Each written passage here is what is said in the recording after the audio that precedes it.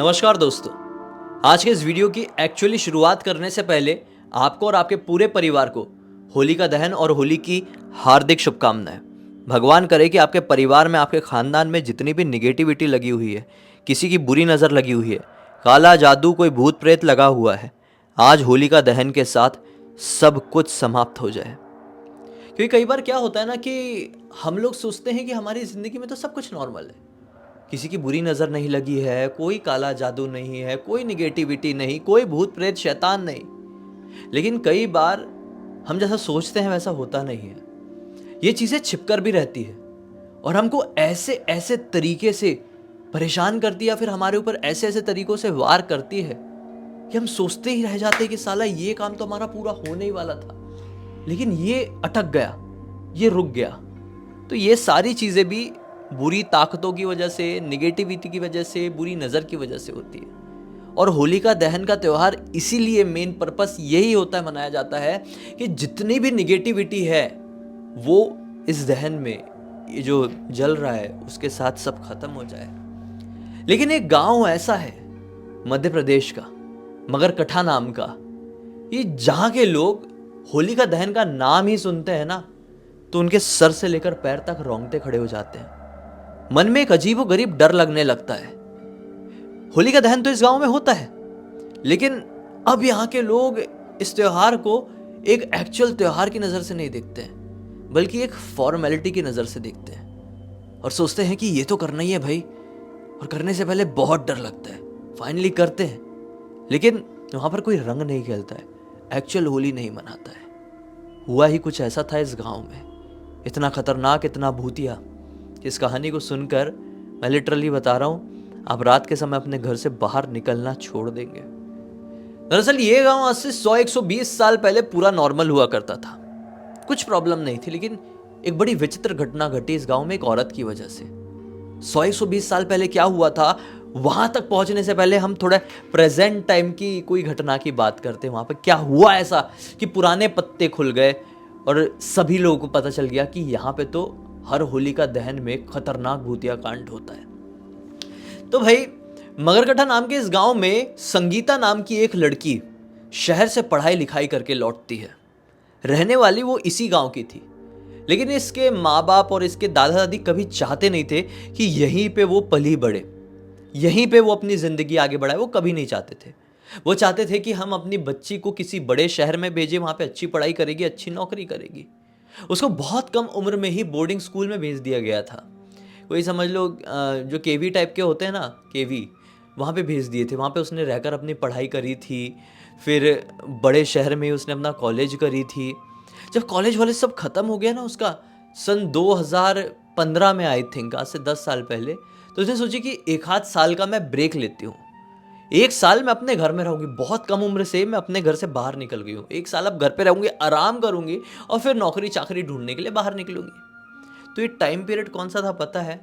ये शायद यही सितंबर अक्टूबर का टाइम रहा होगा जब वो अपने घर पर आ गई।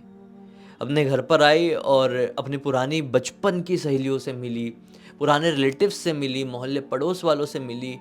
सबसे मिल के ये खुश हुई, सबके साथ घूमना फिरना शुरू करी। अपनी ज़िंदगी इस गांव में थोड़ी सी इसने नॉर्मल कर ली और पता ही नहीं चला ये सितंबर अक्टूबर से कब ये मार्च अप्रैल वाला मौसम आ गया। मतलब होली का त्यौहार वाला सीज़न। होली के त्यौहार से ठीक एक हफ्ते पहले से इस गांव के लोग होलिका दहन की जोरों शोरों से तैयारी करने लगे। लेकिन ये तैयारी कोई भी खुशी से नहीं कर रहा था। लोगों को देखकर ऐसा लग रहा था कि ये तैयारी मजबूरी में हो रही थी।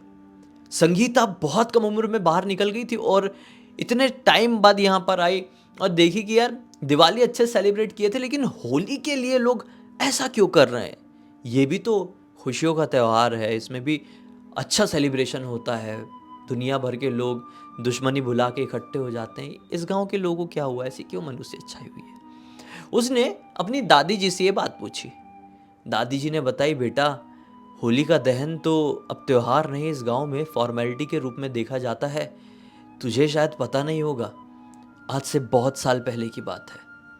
इस गांव में एक बहुत खतरनाक चुड़ैल घूमती थी, जिसे सब लोग कहते थे कि वो होलिका है। तो ये हैरान हो गई, चुड़ैल घूमती थी, उसको सब लोग होलिका क्यों कहते थे? दादी जी ने बताया कि वो हर होलिका दहन की रात को गांव का एक बच्चा उठा ले जाती थी। फिर वो बच्चा कहीं नहीं मिलता था, उसका तो समझ लो एक अस्थि पंजर भी कहीं नहीं मिलता था बच्चे का। इस गांव से ना जाने कितने सारे बच्चे गायब हो गए थे। सभी लोग उसे कहने लगे थे कि होलिका की रात को होलिका ही इस गांव में आती है। बहुत परेशान हो गए थे गांव के लोग, कैसे ये सब चीज़ों के साथ अपने बच्चों को यहाँ पर पालते बड़ा करते। तो यहाँ पर एक बहुत ही विद्वान पंडित जी को बुलाया गया। वो विद्वान पंडित जी बहुत दूर से कहीं से आए थे। उन्होंने पूरे गांव का अच्छे से ब्यौरा लिया और फिर ये बताया कि इस गांव में एक बड़ी ही खतरनाक शैतानी शक्ति घूमती है। अब वो होलिका है या क्या है हमें मालूम नहीं है, लेकिन है वो बड़ी ही बुरी ताकत जो कि सिर्फ और सिर्फ बच्चों को ही अपना शिकार बनाती है। और शायद यही कारण था कि गांव के लोग उसे होलिका होलिका कहते थे, क्योंकि जब एक्चुअल में होलिका ने, जो कि प्रहलाद जी की बुआ थी, प्रहलाद जी के ऊपर उनको मारने की कोशिश की थी, तब प्रहलाद जी भी बच्चे ही थे और इसी रीज़न से शायद गांव के लोग उसे होलिका होलिका कहते थे। हाँ, तो पंडित जी ने कहे कि अब वो होलिका है या चाहे जो भी है तो बड़ी खतरनाक, और उससे बचने का केवल एक ही तरीका है, उसको पकड़ा जाए। उसको पकड़ के हम होलिका दहन वाली रात में गांव के बीच में जो एक बरगद का पेड़ है उसमें बांध के उसका दहन कर दें। पंडित जी ने ये बात बोले तो सभी लोग बोलने लगे कि ये लॉजिकली पॉसिबल नहीं है। गांव के लोगों ने बोले कि ये पॉसिबल कैसे है, वो एक चुड़ैल है, वो इंसानी शरीर में नहीं है, उसको पकड़ के जलाया कैसे जा सकता है? पुजारी जी ने बोले कि बिल्कुल पॉसिबल है, हम करेंगे। तो होलिका दहन वाली ही शाम को पुजारी जी गांव में आते हैं, गांव के सभी लोगों को इकट्ठा करते हैं और एक पुतला बनवाया जाता है। एक पूरा महिला की आकृति दी जाती है, उसका पूरा पुतला बनाया जाता है। उस पुतले में पुजारी जी बहुत सारे मंत्रोच्चारण करते हैं। पूरे गांव में आंधी आने लगती है, तूफान होने लगता है, बिजली कड़कने लगती है। जो सामने हवन कुंड चल रहा था वो तक बुझ जाता है। जोर जोर से चीखने चिल्लाने की आवाज़ सुनाई देने लगती है औरत की। जितने भी जंगली जानवर रहे होंगे आसपास, सब चिल्ला चिल्ला के इधर उधर भागने लगे थे। गांव के जितने लोग वहां पर बैठे हुए थे ना, सबको ऐसी धक धक धक धक होने लगी थी कि ये रात हमारी जीवन की आखिरी रात है। कोई भी उस घटना को सही इमेजिन नहीं कर पा रहा था। फिर आखिरकार वो जो पुतला सामने रखा हुआ था पुजारी जी के, उस पुतले में हलचल होने लगी। वो पुतला कंपन करने लगा, वो पुतला पूरा कांपने लगा। पुजारी जी ने बोले कि उस चुड़ैल की आत्मा, मतलब वो चुड़ैल अब इस पुतले के अंदर आ चुकी है हमारे मंत्रोच्चारण की शक्तियों की मदद से। इसको उठाया जाए, बरगद के पेड़ में बांध दिया जाए और जला दिया जाए। गांव के 51 लोग लगे थे उस घास फूस से बने हुए पुतले को उस जगह से उठाने के लिए। जी हाँ, जब वो चुड़ैल की आत्मा या चुड़ैल उसके अंदर आ गई थी ना, तो गांव के एक दो लोग जो कि ऐसे एकदम हल्का फुल्का, मुश्किल से 5 किलो का वो पुतला रहा होगा, उसको उठा नहीं पा रहे थे। 51 लोग लगे थे उसको उठाने के लिए और लगातार बजरंग बाण का पाठ करना पड़ा था जब वो पुतला को वहां से उठा पाए थे। बरगद के पेड़ में बांधा गया और जलाया गया। जलने से ऐसा काला धुआं निकला, ऐसा काला धुआं निकला, ऐसी चिल्लाने की आवाज़ सुनाई दी थी जैसा कि लग रहा था किसी पुतले को नहीं, किसी सचमुच की चुड़ैल को वहां पर जलाया जा रहा है। सभी लोगों ने सोचे कि चुड़ैल चली गई है, सब कुछ खत्म हो गया। लेकिन उस रात के बाद से तो चुड़ैल की हरकतें बहुत ज़्यादा बढ़ गई। पहले तो हर साल होलिका में वो आती थी और एक बच्चे को उठाती थी, लेकिन अब डेली एक बच्चा गांव से गायब होने लगा।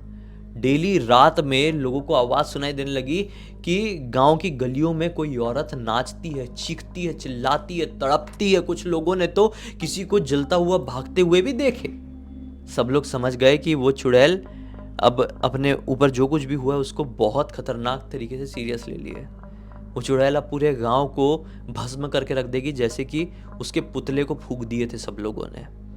तो फिर पुजारी जी को बुलाया गया और पुजारी जी ने बोले कि अब उस चुड़ैल का एक मंदिर बनवाया जाए, उस चुड़ैल की एक मूर्ति बनवाई जाए और उस मंदिर में उसकी स्थापना कर दी जाए और वहाँ पर कोई भी ना जाए पूजा करने, खाली उसके लिए एक मंदिर बना दिया जाए कि ठीक है, हम तुमको इस गांव से नहीं भगाना चाहते हैं, तुम्हारा ये एक स्थान हो गया है, यहाँ से कभी बाहर मत निकलना। तो गांव के सभी लोगों ने यही किए।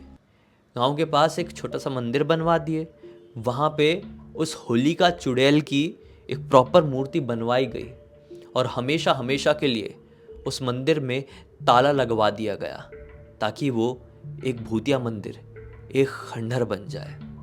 कई साल बीत गए, 100-120 साल, चीज़ें फिर भी पूरी तरीके से नहीं बदली। अभी भी ऐसा लगता है और तब से ऐसा लगता आ रहा है, होलिका की रात को वो चुड़ैल आती है, चीखती है, चिल्लाती है, उस रात को नाचती है, कूदती है, बहुत लोगों को जलती हुई भी दिखाई देती है। सबके मन में बेचैनी रहती है और अभी भी वो डर लगा रहता है कि वो मंदिर से बाहर ना निकल जाए और वापस से इस गांव को तबाह करना शुरू ना कर दे, अपना बदला ना लेना शुरू कर दे। संगीता ने जब दादी जी के मुंह से ये कहानी सुनी तो संगीता का दिमाग वाइब्रेट हो गया। बोली, दादी क्या बात कर रही हो, ये फिल्म की कहानी सुनाया हो क्या आपने? ऐसा रियल में भी हो सकता है क्या? दादी बोलती है कि देख बेटा, ये बहुत पहले की बात है, इनफैक्ट मैं भी पैदा नहीं हुई थी, मेरे माँ बाबूजी रहे होंगे, वो भी इस गांव के नहीं थे भाई, बाजू वाले गांव के थे। मैंने भी ये कहानी सुनी हूँ, सुनाई हूँ सबको, अभी तुझे भी सुना रही हूँ। तुझे विश्वास करना है कर, नहीं करना है मत कर, लेकिन एक बात बताती हूँ, उस मंदिर के पास कभी मत जाना। अभी तू है ना यहाँ पर आने वाले 1 साल के लिए लगभग, और होलिका दहन की रात में गांव के लोग जो जो विधि अपनाते हैं तू भी वो अपनाना, क्योंकि सभी का मानना है हर होलिका दहन की रात को होलिका इस गांव में आती है।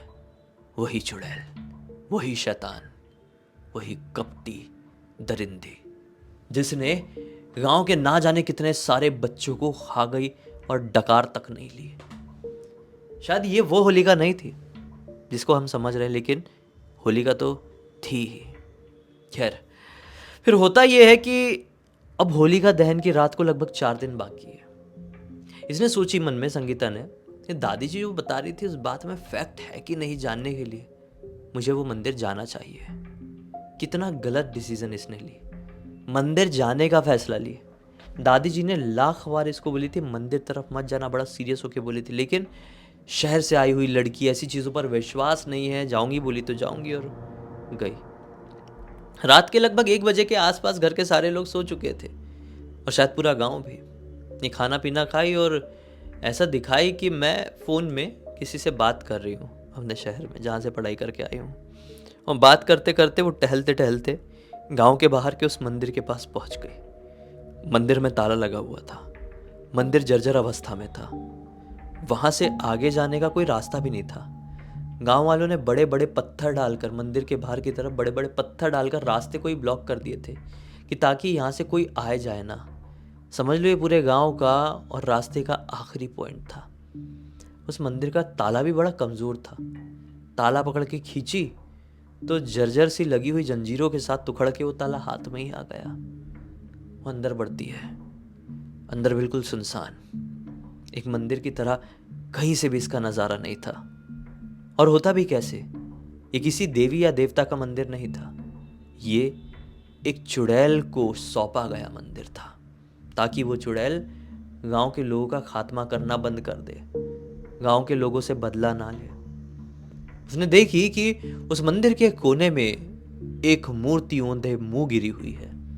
उसे दादी जी की बात तुरंत याद आ गई, ये होलिका की मूर्ति है शायद। उस मूर्ति के पास बढ़ी और जैसे उसने उस मूर्ति को हाथ लगाई है, लिटरली उसके पूरी बॉडी में एक झटका जैसा लगा। बहुत जोर से डर गई और मुंह से हल्की सी चीख निकल गई।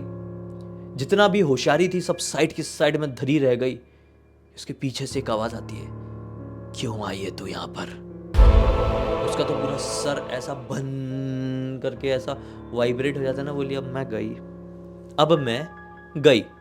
जिस चीज को मैं मजाक समझ रही थी, एक कहानी समझ रही थी, एक कल्पना समझ रही थी, वो तो सचमुच की एक चुड़ैल है जो कि अब शायद मेरी आसपास कहीं खड़ी हुई है। ये बड़ी हिम्मत करके पीछे पलट कर देखती है तो वहां पर कोई भी नहीं था। ये सोची कि भागती हूं, दरवाजा सामने दिखाई दे रहा है, उस दरवाजे की तरफ बढ़ी कि दरवाजा खट से अपने आप बंद हो गया और इसके सामने अचानक से एक ऐसी आकृति उमड़ने लगी जैसे कि समझ लो वो आकृति आग से बन रही हो। लिटरली एक शैडो जिसके किनारे में ऐसी प्रॉपर आग, एक औरत की शैडो जिसमें समझ लो आग दिख रही है। ये तो सोची कि अब मैं गई। ये मेरे आखिरी क्षण है जीवन के।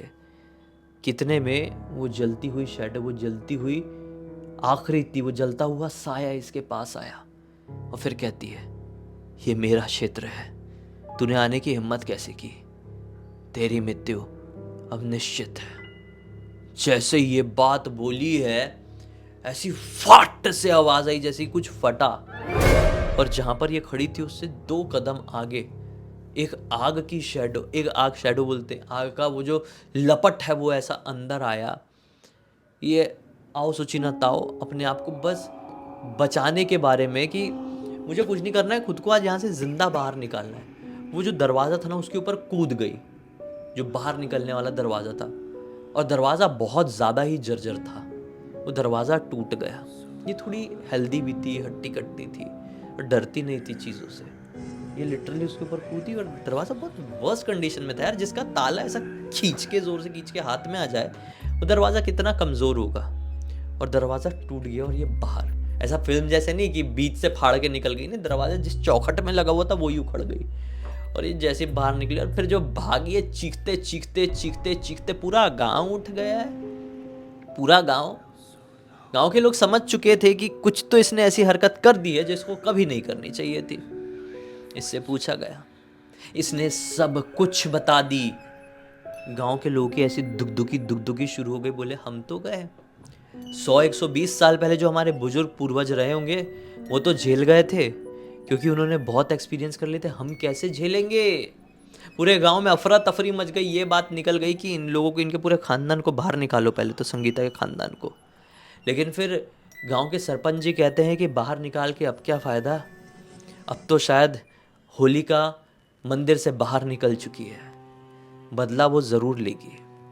सिर्फ एक ही तरीका हमें समझ में आ रहा है बचने का, हम वापस से उन्हीं पुजारी जी के पड़पोते को लेकर आते हैं यहाँ पर। वही पुजारी जी के पड़पोते पास के ही एक गांव में रहने लगे हैं और वो सारी चीज़ें समझ सकते हैं, क्योंकि उनके ही पूर्वज ने ये सब कुछ किए थे। वो भी पुजारी थे। तो वही पुजारी जी जिन्होंने पहली बार होलिका को कैद करवाए थे मंदिर में, उनके पड़पोते के पास गए बाजू वाले गांव में और सारी बात बताए।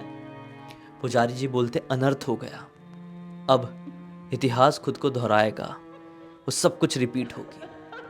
और यहीं पे उसी दिन लिटरली सरपंच जी की पोती हो गई गायब। यही बात करना हुआ है। पंडित जी ने बोली है कि इतिहास खुद को दोहराएगा और उसी दिन सरपंच जी की पोती गायब हो गई। बस फिर क्या था भाई, एक के बाद एक आने वाले 3 दिनों तक झड़ी लग गई बच्चे गायब होने की। और अब ये नॉर्मल नहीं हो रहा था, बच्चों का मृत शरीर भी मिल रहा था पूरा उधड़ा हुआ। मैं प्रॉपर एक्सप्लेन नहीं कर पाऊंगा। होलिका दहन की ठीक 1 रात पहले पंडित जी कहते हैं कि अब उससे बचने का केवल एक ही तरीका है, हम भगवान नरसिंह के एक मंदिर की गांव के चौराहे में स्थापना कर देते हैं। क्योंकि भगवान नरसिंह ने ही होलिका का अंत किए थे। भगवान श्री हरि ने ही, भगवान नरसिंह ने आके उसके भाई हिरण्यकश्यपु को मारे थे और पूरी तरीके से बुराई का अंत किए थे। भगवान नरसिंह के मंदिर का निर्माण किया जाए और फिर किया गया। रातों रात उस पूरे गांव के चौराहे, पूरे गांव के लोगों ने मिल के मंदिर का निर्माण किया, क्योंकि पंडित जी ने बोले थे केवल आज रात्रि में ही होना चाहिए और जो होलिका दहन होगी इस गांव की, उस मंदिर के सामने ही होगी कल की। तो पूरे गांव के लोग इकट्ठे हुए हैं बड़ी मुश्किल से। ये मंदिर का निर्माण इतना आसान नहीं था भाई, ऐसी तेज हवा तूफान चल रही है, लोग लिटरली ढंग से सामान उठा नहीं पा रहे, गिर जा रहे हैं। इतनी तेज आंधी तूफान, बिल्कुल जैसा पास्ट में हुआ था वैसा ही हो रहा था। लेकिन जैसे तैसे करके बड़ी मशक्क़त के साथ हिम्मत बांध के पूरे गांव ने रात की रात में भगवान नरसिंह के मंदिर का निर्माण वहाँ पर कर दिए। और सुबह सुबह वहाँ पर मूर्ति की स्थापना हुई और रात में मुहूर्त के समय होलिका दहन उसी मंदिर के सामने हुआ। और सच में इस होलिका दहन से ऐसे धुआं निकला था, ऐसी चीखें सुनाई दी थी, जैसा लग रहा था कि सचमुच में उस दहन के साथ किसी चुड़ैल का भी अंत हो गया है। बिल्कुल उसी तरह से चीखने चिल्लाने की आवाज आई थी, उसी तरह का धुआं निकला था जैसे कि 120 साल पहले होलिका का पुतला जलाने से निकला था। इस पूरी घटना की जानकारी मुझे किसी और ने नहीं बल्कि खुद संगीता ने ही इंस्टाग्राम पे दी। और संगीता ने बोली कि उस साल के बाद से, उस होलिका दहन के बाद से सब कुछ नॉर्मल हो गया है, होलिका के उस मंदिर को भी तोड़ दिया गया है। मूर्ति को जहाँ पर वो मंदिर था उसके नीचे ही दफन कर दिया गया होलिका की मूर्ति को। और अब ये मान लिया गया है कि हमारा गांव पाप रहित हो गया है, नॉर्मल हो गया है, अब कोई बदला लेने नहीं आएगा और सच में कोई नेगेटिविटी होती भी नहीं है। तो खैर अब इसी एक नोट से कहानी का अंत करते हैं। इस कहानी से हमें एक बहुत बड़ी सीख मिली कि जीवन में कैसी भी निगेटिविटी सामने आ जाए, हार नहीं मानना है, मुश्किल का डट के सामना करना है और बिना मतलब के किसी भी चीज़ में उंगली नहीं करना है, घुसना नहीं है, वरना कोई पलट के ऐसा वार करेगी ना आपके ऊपर कि आपके साथ साथ आपका पूरा खानदान या पूरा गांव भी सिमट सकता है। तो बस अब तक इस वीडियो को देख लिया है तो लाइक ज़रूर कर देना, चैनल को सब्सक्राइब करके बेल आइकन के ऑल के ऑप्शन में क्लिक करना है, क्योंकि इसी तरह के हैरान कर देने वाले खौफनाक वीडियोस डेली आप लोग के सामने लेके आता रहता हूँ। इंस्टाग्राम के लिंक इस वीडियो के डिस्क्रिप्शन बॉक्स मिल जाए, क्लिक करके डायरेक्टली वहाँ पर पहुँच जाना। और इसी तरह की कोई भी कहानी, टॉपिक या जानकारी आप लोग के पास भी है तो लिख भेजना ना, हो सकता है मेरा अगला वीडियो कल आपके हिसाब से ही बन रहा हो। कल नहीं, परसों आऊँगा मैं। कल मैं आपसे ब्लडी वाइब्स यूट्यूब चैनल में मिलूंगा और ब्लडी सत्य में परसों से। तब तक के लिए बहुत बहुत धन्यवाद। आपका दिन शुभ हो।